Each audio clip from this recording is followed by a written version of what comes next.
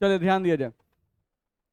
हम लोगों को देखा जाए तो हम लोग किसी भी सॉलिड को अगर लिक्विड में घुलाना है, किसी भी सॉलिड को लिक्विड में अगर घुलाना है, नहीं तो कौन कौन से फैक्टर्स हैं जो इफेक्ट करते हैं। तो पहला कॉन्सेप्ट हम लोग पढ़ चुके थे।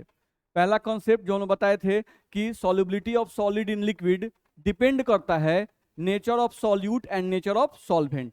उसी के अंतर्गत हम लोग पढ़े थे लाइक डिजॉल्व्स लाइक, नहीं वो हम लोग समझ गए। अब हम लोग का आता है इफेक्ट ऑफ टेम्परेचर। अगला हम लोग क्या आता है, इफेक्ट ऑफ टेम्परेचर, यानी टेम्परेचर का क्या इफेक्ट पड़ता है solubility of solid in liquid. चलो देखा जाए। देखा जाए अगर इफेक्ट ऑफ टेम्परेचर की बात करें तो देखो तो हम लोग यहां से सॉल्वेंट लिए हैं, सॉल्यूट लिए हुए हैं। समझो हमारा सॉल्वेंट जो है वो यहां पर क्या है, लिक्विड। सॉल्वेंट आपका लिक्विड है और सॉल्यूट क्या है, सॉलिड है। ध्यान रखना है। नहीं, सॉलिड जब लिक्विड में सॉल्युबल होता है तो हम लोग का क्या बनता है, सॉल्यूशन का फॉर्मेशन होता है। ध्यान रखना है। तो हम लोग को बताया जाता है कि देखो कि कोई भी तुम सॉलिड लिए, नहीं, और उस सॉलिड को लिक्विड सॉल्वेंट में डालते हो, तो अगर किसी भी सॉलिड को जब तुम लिक्विड सॉल्वेंट में डालते हो, नहीं, तो उसकी तीन पॉसिबिलिटीज होती है। कितनी पॉसिबिलिटी होती है, तीन। एक पॉसिबिलिटी होती है पहला कि आप सॉलिड को जब लिक्विड में डालते हो, नहीं, तो उनके बीच जो अट्रैक्शन होता है वो अट्रैक्शन एंडोथर्मिक प्रोसेस दिखाता हो, नहीं, यानी उनका जो डिसोल्यूशन प्रोसेस हो वो एंडोथर्मिक हो। एंडोथर्मिक का मतलब हुआ कि जैसे मतलब आप पानी ले लिए, नहीं, और उसमें चीनी डाल दिए। पानी में जब हम लोग चीनी को डाले, नहीं, तो पानी का टेम्परेचर पहले के रिस्पेक्ट में कम हो गया। पानी का टेम्परेचर क्या हो गया, पहले के रिस्पेक्ट में कम हो गया। जैसे मान लो पानी का टेम्परेचर शुरू में 25 डिग्री सेल्सियस है, ठीक है, एक चम्मच चीनी उसमें डाले। चीनी डालने के बाद जब टेम्परेचर चेक किए तो टेम्परेचर हो गया 24 डिग्री सेल्सियस पानी का। मेरी बात समझ में आ रही है। तो यहाँ पे टेम्परेचर क्या हो गया, घट गया। टेम्परेचर क्या हो गया, घट गया। नहीं, तो अगर टेम्परेचर हम लोग का घट रहा है, इसका मतलब हुआ कि जो चीनी है जब पानी के अंदर गया, चीनी जब पानी के अंदर गया तो उसको पानी के अंदर घुलने के लिए एनर्जी की आवश्यकता थी।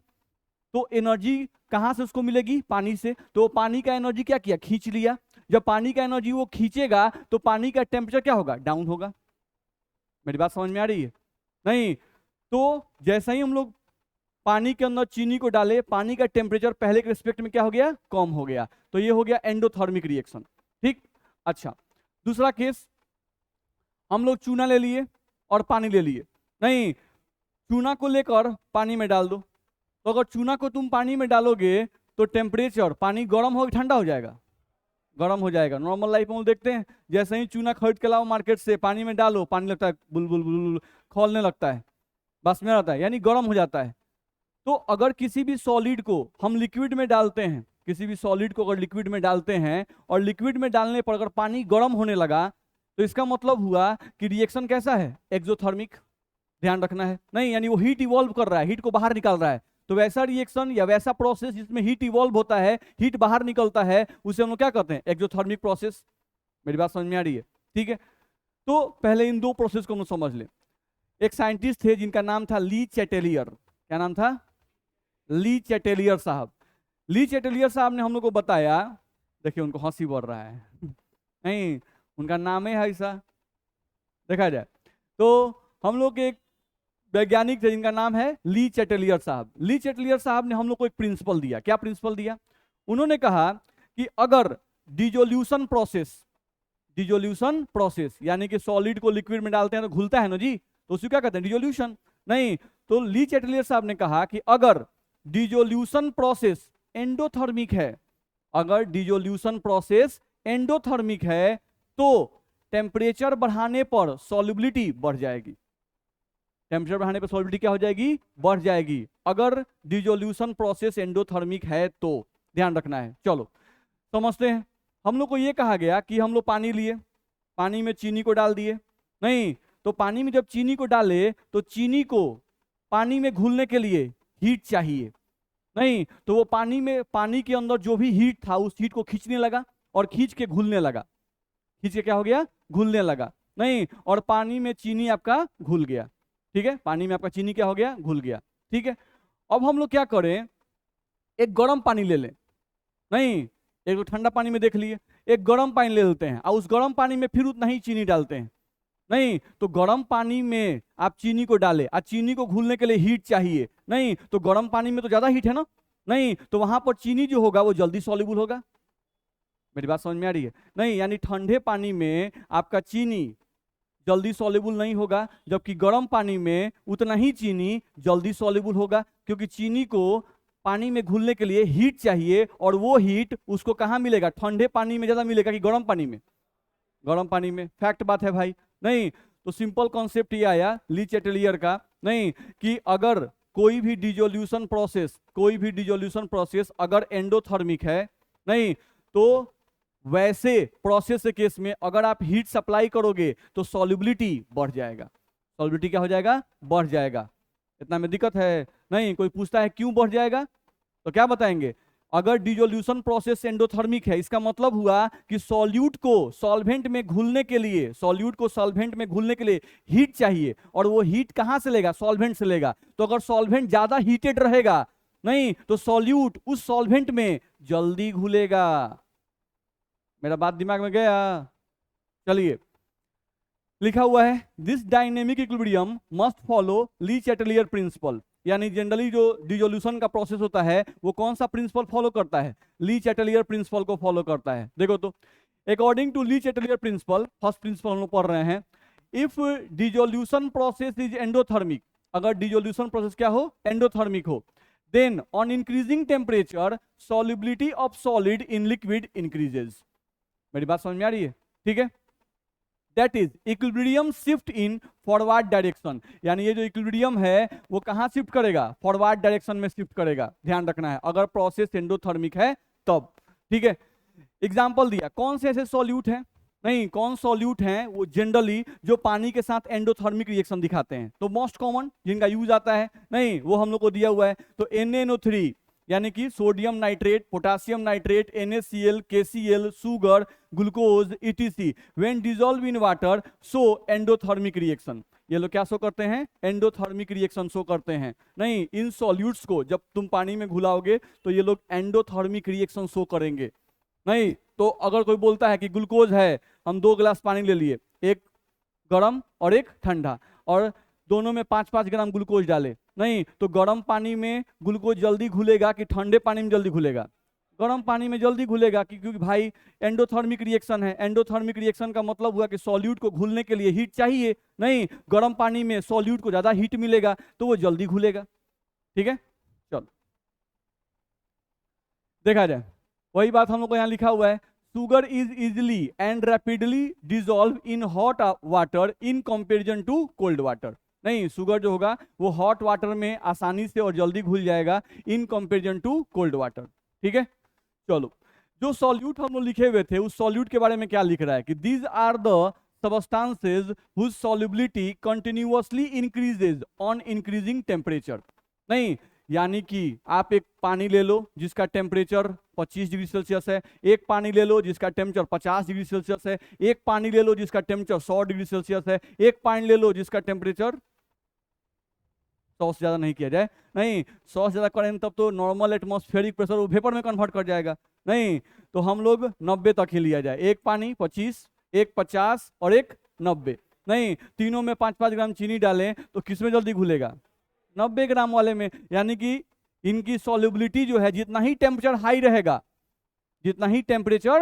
रहेगा चीनी की या ऐसे सबस्टांसेस की सॉल्युबिलिटी उतनी ही जल्दी होगी और उतनी ही आसानी से होगी। दिक्कत, तो वही बात हम लोग को यहां से लिखा हुआ है कि these are the substances whose solubility continuously increases on increasing temperature. इतना में किसको दिक्कत है, आगे बढ़ सकते हैं? चलिए, अगला पॉइंट, ली चैटेलियर का सेकंड प्रिंसिपल।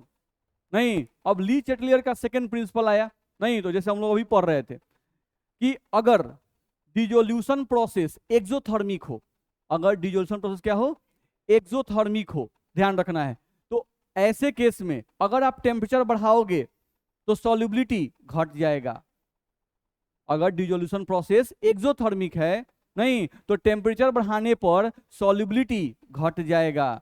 जैसे एग्जांपल ये चूना, नहीं ठंडा पानी ले लें, गर्म पानी ले लें, चूने को ठंडे पानी में भी डाल दो और उतना ही चूना गर्म पानी में डाल दो। ठंडे पानी में चूना जल्दी घुलेगा, गर्म पानी में चूना जल्दी नहीं घुलेगा। उससे भी ज्यादा गर्म पानी ले लो, उसमें चूना डाल के देखो, उसमें और जल्दी नहीं घुलेगा।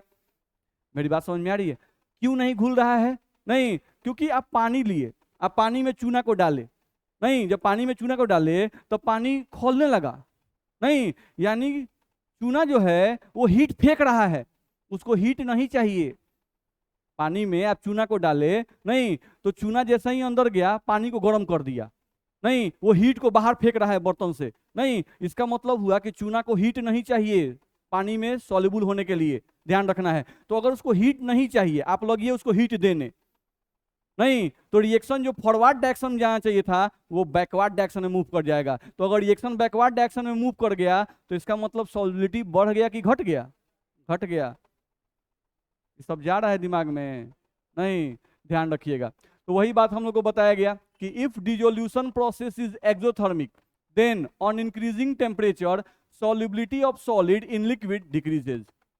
ध्यान रखना है। तो अगर कोई डिसोल्यूशन प्रोसेस एक्सोथर्मिक है तो टेम्परेचर बढ़ाने पर सॉल्युबिलिटी घट जाएगी, ध्यान रखना है। तो एंडोथर्मिक हो तो टेम्परेचर बढ़ाने पर सॉल्युबिलिटी बढ़ जाएगी, और अगर एक्सोथर्मिक रिएक्शन हो नहीं तो टेम्परेचर बढ़ाने पर सॉल्युबिलिटी घट जाएगी। सिंपल कॉन्सेप्ट है।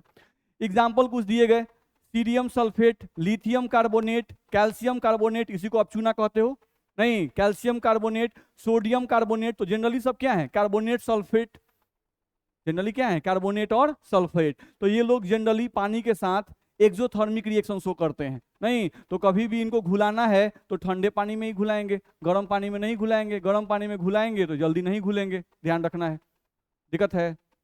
चलिए वही लिख रहा है, दीज आर द सबस्टांसेस, तो कौन सबस्टांसेस? ये वाले, नहीं ध्यान रखना है। तो यहाँ पे लिखा हुआ है कि these are the substances whose solubility continuously decreases with increase of temperature, यानी ये ऐसे सबस्टांस हैं नहीं जिनकी सॉल्युबिलिटी घटती जाएगी अगर आप टेम्परेचर बढ़ाते जाओगे। दिक्कत है?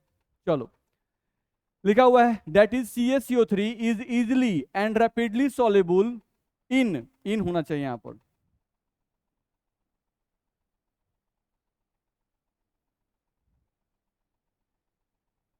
Rapidly soluble in cold water than in hot water. आगे बढ़ सकते हैं, किसी को दिक्कत नहीं है? चलो अगले पॉइंट पे है। अगला पॉइंट हम लोग को यहां से बोल रहा है कि कुछ सबस्टांस हम लोग ऐसे देखे, कुछ सबस्टांस हम लोग ऐसे देखे नहीं जिनके केस में अगर आप टेम्परेचर बढ़ाओगे तो सॉल्युबिलिटी लगातार बढ़ती जाएगी, ठीक है। कुछ सबस्टांस ऐसे देखे जिनके केस में अगर आप टेम्परेचर बढ़ाते जाओगे तो उनकी सॉल्युबिलिटी घटते जाएगी कंटिन्यूअसली, नहीं लेकिन कुछ सबस्टांस ऐसे भी नेचर में एग्जिस्ट करते हैं नहीं जिनको अगर आप हीट सप्लाई कर रहे हो तो शुरू में उनकी सॉल्युबिलिटी बढ़ती है नहीं, लेकिन एक खास टेम्परेचर के बाद अगर आप ज्यादा टेम्परेचर देना शुरू करोगे तो उनकी सॉल्युबिलिटी घटने लगती है। मेरी बात समझ आ रही है? नहीं तो कुछ ऐसे भी सबस्टांस है। अब ऐसा नहीं बोलना है कि क्या हर एक रिएक्शन जो है वो एंडोथर्मिक होता है, हर एक रिएक्शन एक्सोथर्मिक होता है, नहीं ऐसा नहीं होता है। कुछ रिएक्शन होते हैं नहीं, कुछ रिएक्शन ऐसे होते हैं जो कंप्लीट एंडोथर्मिक होते हैं, कुछ रिएक्शन ऐसे होते हैं जो कंप्लीट एक्सोथर्मिक होते हैं, और कुछ रिएक्शन ऐसे भी होते हैं जो सर्टेन फिक्स टेम्परेचर पर एंडोथर्मिक होते हैं और कुछ देर के बाद कुछ खास सर्टेन टेम्परेचर पर वो एक्सोथर्मिक हो जाते हैं। मेरी बात समझ में आ रही है ना? नहीं तो उनका एक खास टेम्परेचर के बाद उनकी प्रॉपर्टी क्या होती है? चेंज कर जाती है, ध्यान रखना है, ठीक है। तो ऐसे भी कुछ हम लोग के रिएक्शंस होते हैं, ठीक। तो वैसे सबस्टांस जो एंडोथर्मिक रिएक्शन भी शो करते हैं और एक्सोथर्मिक रिएक्शन भी शो करते हैं नहीं, उनके केस में आप ये नहीं बोल सकते हो कि टेम्परेचर बढ़ाने पर सॉल्युबिलिटी बढ़ेगी कि घटेगी। आपको चेक करना होगा कि कितने टेम्परेचर तक ये एंडोथर्मिक है और कितने टेम्परेचर तक ये एक्सोथर्मिक है। जितने टेम्परेचर तक वो एंडोथर्मिक होगा उतने टेम्परेचर तक अगर आप टेम्परेचर बढ़ाओगे उसकी सॉल्युबिलिटी बढ़ेगी नहीं। अगर एक सर्टेन टेम्परेचर के बाद, एक फिक्स टेम्परेचर के बाद अगर वो रिएक्शन एक्सोथर्मिक हो गया नहीं तो निश्चित रूप से अब अगर आप टेम्परेचर बढ़ाओगे तो उसका सॉल्युबिलिटी घटने लगेगा। मेरी बात समझ में आ रही है? नहीं, तो ये बात हम लोग को ध्यान में रखना होगा। तो वही लिख रहा है, some substances are also present whose solubility does not increases or decreases with rise of temperature। ध्यान रखना है, ठीक है।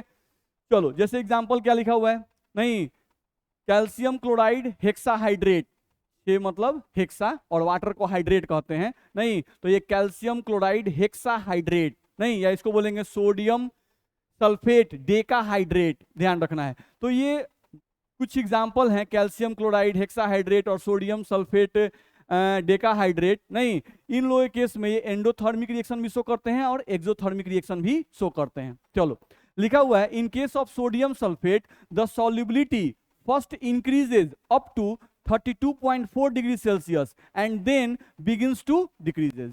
देख रहे हो, सोडियम सल्फेट के केस में क्या कर रहा है कि इसकी 32.4 डिग्री सेल्सियस तक इसका सॉल्युबिलिटी इंक्रीज कर रहा था, लेकिन जैसे ही अब उससे ज्यादा हम टेम्परेचर दे रहे हैं उसका सॉल्युबिलिटी घटने लगा, यानी कि रिएक्शन का नेचर क्या हो गया, चेंज कर गया। मेरी बात समझ में आ रही है ना? नहीं, तो ये ध्यान रखना है। यानी कि किसी बच्चे को पढ़ने के लिए पीट रहे हैं हम लोग, नहीं, एक छड़ी पीट दिए, दो छड़ी पीट दिए, वो एंडोथर्मिक है, शांत है, बर्दाश्त कर रहा है, हीट को एब्जॉर्ब कर रहा है, नहीं, बस में आ रहा है, ठीक है। अब लगे उसको पूरा धका धक खींचने, नहीं, अब वो एंडोथर्मिक से कौन जी बन जाएगा, एक्सोथर्मिक हो जाता है, टीचरे को भारी पड़ जाए। बात समझ में आ रहा है? नहीं, तो एंडोथर्मिक तक ही उसको हीट दिया जाए, नहीं, क्या कुछ कुछ बच्चा होता है, कुछ कुछ बच्चा जो होता है, जैसे आप किस केस में, जैसे आपके पिताजी हैं, उस केस में आप कभी भी एक्सोथर्मिक नहीं हो सकते हैं, नहीं, आपके पिताजी को कितना पीट दें, पिताजी आपको कितना पीट दे, आप एंडोथर्मिक है, पीट रहे हैं, कोई बात नहीं है, कोई बात नहीं, आप पिटाते रहिएगा, आप एक शब्द नहीं बोलिएगा, आप पिटा जाइएगा, तो उस केस में आप 100% हीट एब्जॉर्ब कर रहे हैं, तो एंडोथर्मिक है, ध्यान रखना है। नहीं, किसी बाहर वाले से लड़ाई हुआ, तनी मन झटका लगे, देख के चलो, नहीं, दिख रहा है कि नहीं दिख रहा है, यानी आप वहां पे एकदम स्पॉन्टेनियस पहले ही से एक्सोथर्मिक है, नहीं, तनी मनु कुछ बोला बस फटाफट शुरू, तो पहले ही से एक्सोथर्मिक है। बात समझ में आ रहा है? तो डिपेंड करता है सिचुएशन पर, नहीं, तो हम लोग हर टाइप के सिचुएशन पे हम लोग डिपेंड करते हैं कि कभी एंडोथर्मिक, कभी एक्सोथर्मिक, कभी बोथ टाइप, नहीं, कभी बोथ टाइप हम लोग काम करते हैं, इतना में दिक्कत है। चलो अगला आ जाओ, इफेक्ट ऑफ प्रेशर। हाँ बोलो।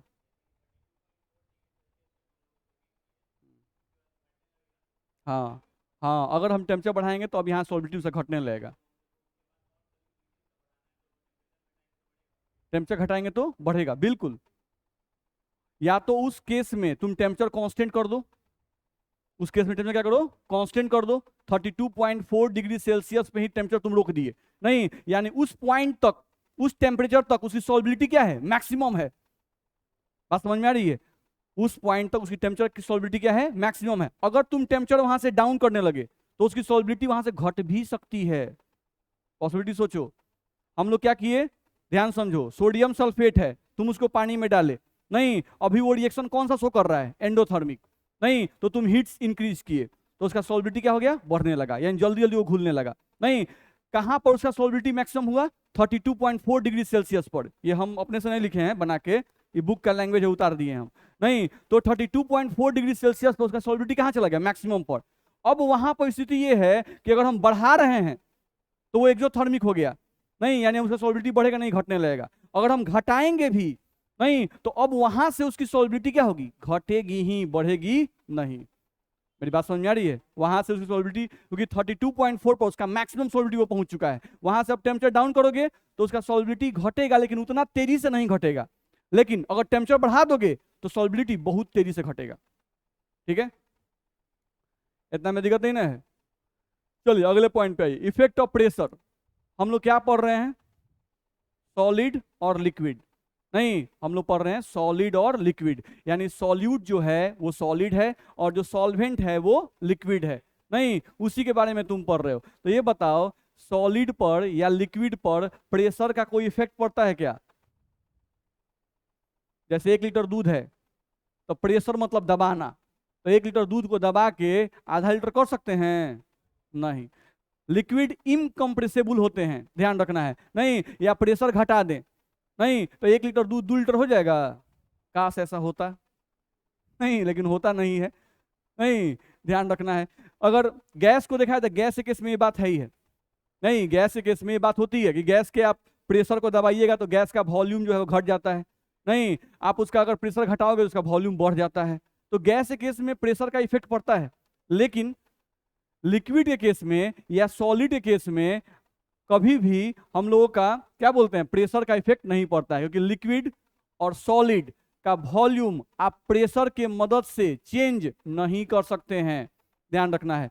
तो कोई भी बोलता है कि मान लो हम 1 गिलास पानी लिए, 2 चम्मच चीनी डाले, तो नहीं जल्दी घुलाना है, नहीं तो ऊपर से लेकर तनी दबा दें, दबाने से जल्दी घुल जाएगा, दबाने से जल्दी नहीं घुलेगा। हाँ, चम्मच से मिलाने से तो आप मैकेनिकल वर्क कर रहे हो, नहीं तो मैकेनिकल वर्क करोगे तो उस केस में आपका सॉल्युबिलिटी बढ़ जाएगा, ध्यान रखना है। लेकिन आप सोचो कि हम पानी को ले लें, नहीं कोनो ऐसे कोई सबस्टांस लेके दबाएं उसको, तो दबाने से बढ़ जाएगा, तो नहीं, गिलास फैल जाएगा और कुछ नहीं होगा। मेरी बात समझ में आ रही है? तो वही बात सिंपल यहाँ लिखा हुआ है, solid and liquids are highly incompressible. Incompressible का मतलब जिसको हम लोग दबा नहीं सकते हैं, जिसके वॉल्यूम में कोई चेंजिंग नहीं ला सकते हैं बाय प्रेशर। तो सॉलिड और liquid are highly incompressible and practically remain unaffected by change in pressure. नहीं, और वो प्रेशर में चेंज आने से इन पर कोई भी इफेक्ट नहीं पड़ता है, ध्यान रखना है। तो यहाँ पे आप ये बोल सकते थे, so pressure can not effect, so pressure can't affect the solubility of solid in liquid। बोलो, इतना में दिक्कत है किसी को भी? आगे बढ़ सकते हैं? कोई क्वेश्चन तो पूछे चलिएगा, कोई क्वेश्चन? आगे बढ़े, चलिए अगले पॉइंट पे आए हम लोग। अगला हम लोग देखें अगर, तो अगला हम लोग का इसमें आता है solubility of gas in liquid. अगला हम लोग का टॉपिक दिया हुआ है solubility of gas in liquid.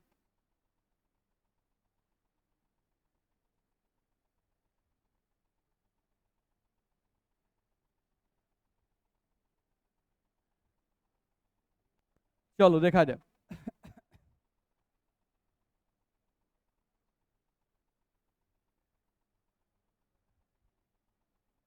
देखिए हम लोग को बात कहा जा रहा है solubility of gas in liquid. तो solubility of gas in liquid जो हम लोग बात कर रहे हैं, तो इसमें कंफर्म है कि यहां पर आपका सॉल्वेंट क्या है, लिक्विड है, और जो सॉल्यूट है वो गैस है। चलो अब हम लोग करना क्या है, नहीं मान लो हम यहां से एक बर्तन लेते हैं, ये आपका एक बर्तन हो गया मान लीजिए, इसमें हम लोगों का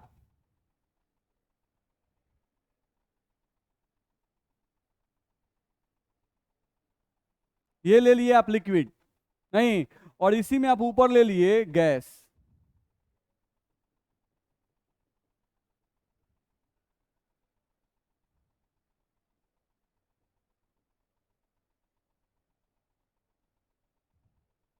ये ले लिए, नहीं तो नीचे आपका लिक्विड है और ऊपर आपका गैस है। अच्छा, लिक्विड और गैस में किसकी एनर्जी ज्यादा होती है? लिक्विड और गैस में किसकी एनर्जी ज्यादा होती है? बोलिए। लिक्विड की एनर्जी ज्यादा होती है और गैस की एनर्जी कम होती है। जो जमीन पर रेंग रहा है उसका एनर्जी ज्यादा है, और जो आकाश में उड़ रहा है उसका एनर्जी जो है वो कम हो गया। गैस की एनर्जी क्या होती है? ज्यादा होती है। सॉलिड को हीट करते हैं यानी एनर्जी देते हैं, तब वो लिक्विड बदलता है, और लिक्विड को हीट देते हैं तब वो गैस से बदलता है। नहीं तो सबसे ज्यादा एनर्जी किसके पास? गैस के पास। बस मेरा ना, नहीं तो लिक्विड गैस जो होता है इसकी एनर्जी क्या होती है? हाई होती है, high energy.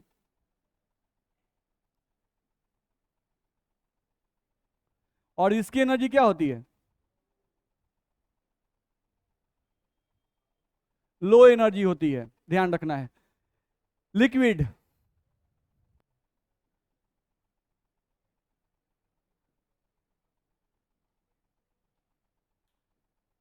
Solid liquid gas, नहीं अगर हम बात करते हैं, चलो सॉलिड में ये दो पार्टिकल है बाबू, दोनों आपस में सटे हुए हैं। आप इसको हीट सप्लाई किए, दोनों के बीच का दूरी थोड़ा सा बढ़ गया, अब ये लिक्विड फॉर्म आ गया, फ्लो करने लगा। गैस फॉर्म में जब आता है तो इनके बीच की दूरी बहुत ज्यादा हो जाती है। यहां पर सेपरेशन मिनिमम होता है, सेपरेशन यहां पर मिनिमम होता है, और इस केस में सेपरेशन मैक्सिमम होता है, ध्यान रखना है। तो हाई एनर्जी यानी ज्यादा ताकतवर, लो एनर्जी यानी कमजोर नहीं। मजबूत आदमी को कमजोर आदमी के साथ मिलाना है नहीं, तो मजबूत आदमी अपने मर्जी से कमजोर आदमी के साथ क्या मिलना चाहेगा? नहीं, ध्यान रखना है। कभी भी गैस को आप चाहिएगा कि गैस जो है वो आसानी से लिक्विड में सॉल्युबल हो जाए, तो गैस आसानी से लिक्विड में सॉल्युबल नहीं होता है, नहीं, क्योंकि गैस की एनर्जी ज्यादा होती है और लिक्विड की एनर्जी कम होती है। कोई भी सबस्टांस, एक सबस्टांस दूसरे सबस्टांस में तभी सॉल्युबल होता है, एक सबस्टांस दूसरे सबस्टांस में तभी सॉल्युबल होता है जब दोनों की एनर्जी अप्रोक्सीमेटली सेम हो या दोनों की एनर्जी में बहुत कम का डिफरेंस हो, ध्यान रखना है, तभी वो आसानी से सॉल्युबल होते हैं। मेरी बात समझ में आ रही है ना? नहीं, तो यहां पर आपको ध्यान रखना है कि गैस की एनर्जी ज्यादा है और इसकी एनर्जी कम है, तो आपको ज्यादा एनर्जी वाले को कम एनर्जी वाले में अगर घुलाना है तो सबसे पहला काम यह है कि गैस के एनर्जी को कम करना पड़ेगा। नहीं, गैस के एनर्जी को जब तक आप कम नहीं कीजिएगा तब तक गैस लिक्विड में नहीं घुलेगा। ऐसा बोल सकते हैं ना? नहीं, तो हम लोग यहां से पहला पॉइंट क्या सीखे? नहीं, कि first of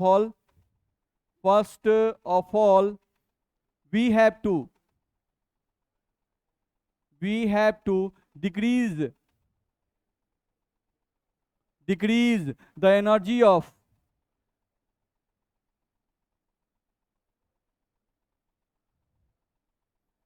gases. First of all, we have to decrease the energy of gases.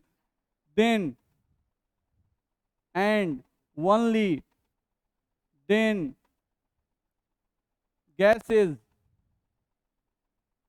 are soluble in liquid.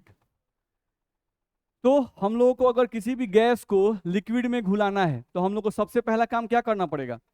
Gas के एनर्जी को कम करना पड़ेगा। नहीं, गैस के एनर्जी को कम करने का क्या तरीका है? नहीं, गैस के एनर्जी को कम करने का क्या तरीका है भाई? नहीं, तो एक तरीका है कि जो गैस होते हैं जिनकी एनर्जी ज्यादा है, नहीं, उनको ठंडा कर दिया जाए। नहीं, उनको अगर ठंडा कर दिया जाए, ठंडा करने का मतलब क्या? उनकी एनर्जी खींच ली जाए।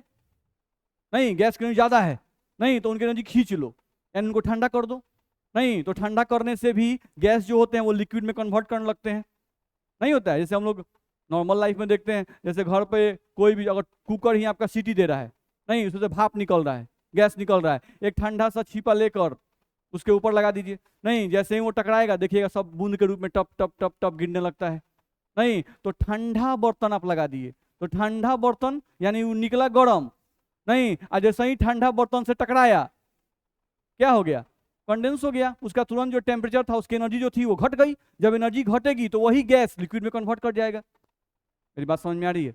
नहीं, तो अगर किसी भी गैस को हमको लिक्विड में घुलाना है तो गैस की एनर्जी कम करनी पड़ेगी। नहीं, गैस की एनर्जी कैसे कम करेंगे? तो बाय डिक्रीजिंग टेम्परेचर फर्स्ट। नहीं, पहला तरीका ये है। दूसरा तरीका ये है कि गैस के बीच का प्रेशर बढ़ा दिया जाए। क्या किया जाए? प्रेशर बढ़ा दिया जाए, समझा जाए। हम लोग को यहां से कहा जा रहा है कि for decreasing the energy of for decreasing the energy of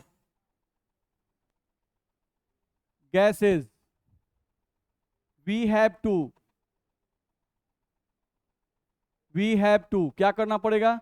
first we have to decrease the temperature, we have to decrease the temperature, पहला पॉइंट। दूसरा, नहीं, we have to increase the pressure on gases। नहीं, दूसरा तरीका ये है कि gas पर प्रेशर बढ़ा दिया जाए। जैसे कहने का मतलब ये है कि मान लो हम लोगों के पास ये बर्तन था, नहीं, इसमें आपका लिक्विड था, इसमें ऊपर से हम एक पिस्टन लगा दें, ये आपका एक पिस्टन है जिसको हम लोग दबा सकते हैं ऐसे नीचे करके, ध्यान रखना है, नहीं इसको हम लोग क्या बोल रहे हैं, पिस्टन। और इसमें आपके गैस पार्टिकल प्रेजेंट हैं, ठीक है। तो अगर हम लोग पिस्टन को नीचे दबाने लगे, नीचे की तरफ अगर लाने लगे पिस्टन को, नहीं, यानी प्रेशर बढ़ाने लगे, ठीक है, तो अगर प्रेशर बढ़ाएंगे तो जो गैस के पार्टिकल हैं, नहीं, इन गैस के पार्टिकल के बीच में आपस में टकराव होगा कि नहीं होगा, होगा, ये आपस में कोलाइड करेंगे, नहीं, तो अगर पार्टिकल आपस में कोलाइड करेंगे तो कोलाइड करने से उनकी एनर्जी बढ़ेगी घटेगी, घटेगी, नहीं, जैसे दो आदमी लड़ के देख लीजिए, दो आदमी पटका पटी करके देख लीजिए, नहीं, अपने बुझाएगा कि हाँफ रहे हैं कि नहीं हाँफ रहे हैं, बस में रहे, नहीं है भाई, दोनों लड़िए, लड़के देखिए कि सर एनर्जी बढ़ी घटी, नहीं, तो लड़ने के बाद आपसे पूछा जाएगा कि बोलो, तो रुक जाइए, रुक जाइए, तो दम ले दीजिए।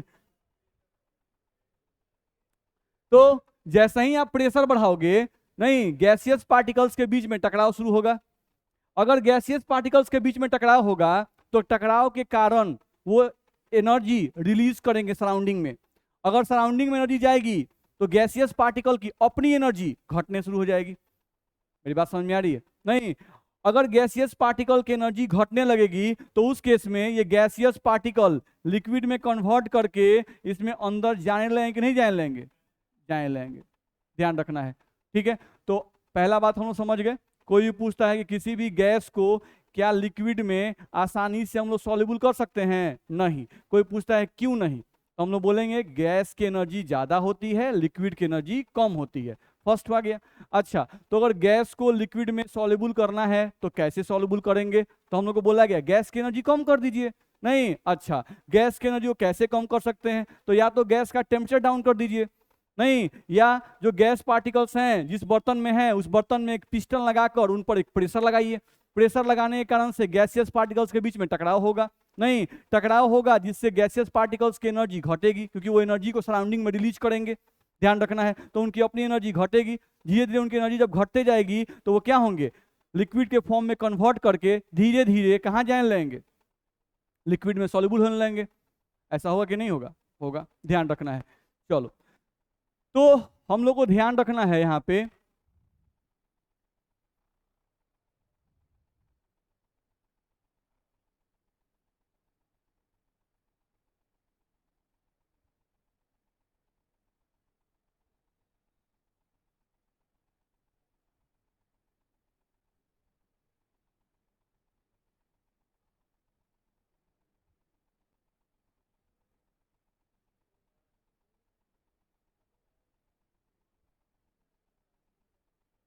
चलो, factors affecting solubility of gas in liquid, नहीं, ये तो हम लोग को समझ में आ गया कोई भी गैस लिक्विड में कब सॉल्युबल होगा। अब कौन कौन से फैक्टर्स है भाई, तो सबसे पहला फैक्टर जो हम लोग को दिया हुआ है वो दिया हुआ है इफेक्ट ऑफ प्रेशर,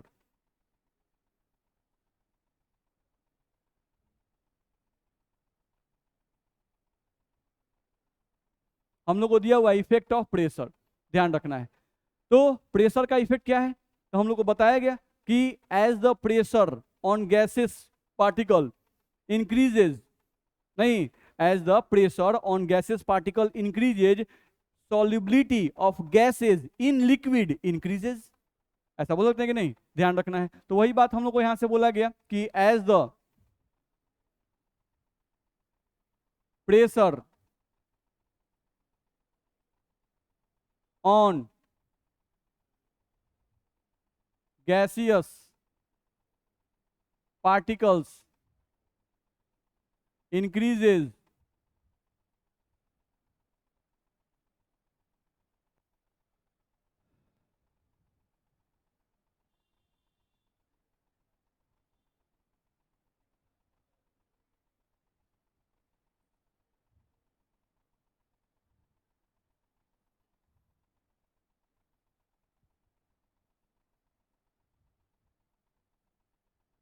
ध्यान रखना है।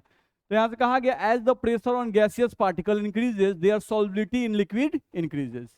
बोलो दिक्कत है इसमें? नहीं। तो प्रेशर का जो इफेक्ट था, प्रेशर का जो इफेक्ट था, इस इफेक्ट के बारे में सबसे पहले हेनरी साहब ने बताया था। नहीं, यानी कि हम लोगों का गैस पर प्रेशर लगाएंगे तो ज्यादा से ज्यादा गैस लिक्विड में घुलेगा। इसके बारे में सबसे पहले हमें किसने बताया था? नहीं, तो हेनरी साहब ने बताया था। ध्यान रखना है, ठीक है। तो जो इफेक्ट ऑफ प्रेशर की हम लोग बात कर रहे हैं,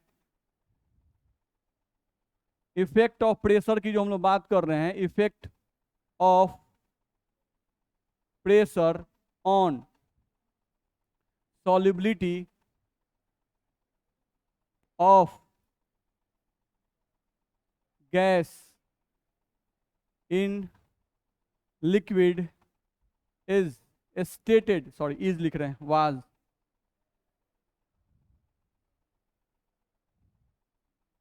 was given by